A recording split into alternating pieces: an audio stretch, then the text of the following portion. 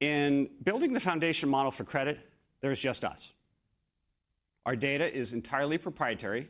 Our model is built and trained entirely on data that is produced from our system itself.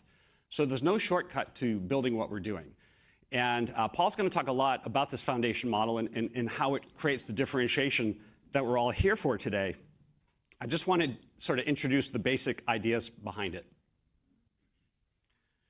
Number one, separation. Separation basically means being able to separate good borrowers from bad borrowers and understand the relative risk of an entire population. This is the sweet spot. This is where we started. This is what we're known for.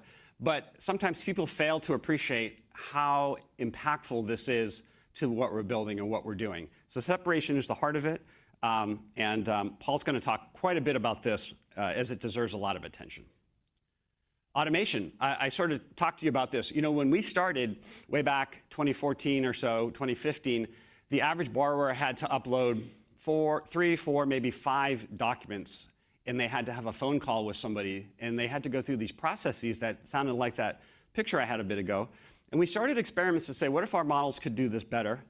And what we found, by the way, is every document you asked somebody for, you lost 15% of the borrowers, or thereabouts. This wasn't perfect science. We were a little startup. But it was roughly true that every time you added another document that they had to upload and share and go find and put in there, another 15% would disappear. So conversely, the fewer documents, of course, the better the conversion. Automation is very central to creating the experience that makes us tick. Calibration. So separation is not the only thing. You also have to measure and understand the impact that the macroeconomic climate is having on borrowers as a whole. And this is something I wish we started sooner, but we've put, in the last 2 or 3 years, incredible energy toward very precise and very timely handling of macroeconomic changes. You're going to hear about the impact of those updates and what we're doing. But calibration, fundamentally important to the foundation model. Generalization. Now, you could sort of build a great model for one type of credit, one type of loan.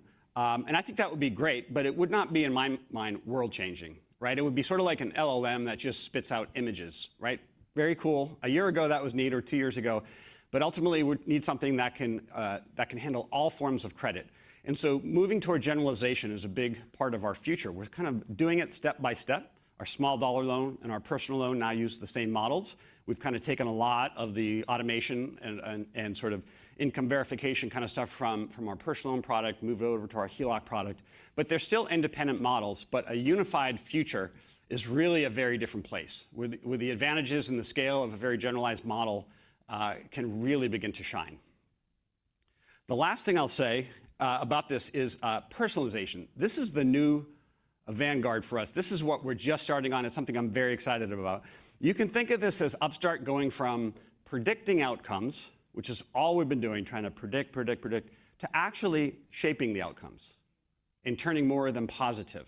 And the obvious place we start with this is when we do servicing and collections. We're trying to help people get through the process, make good on their credit, make the whole experience good for them.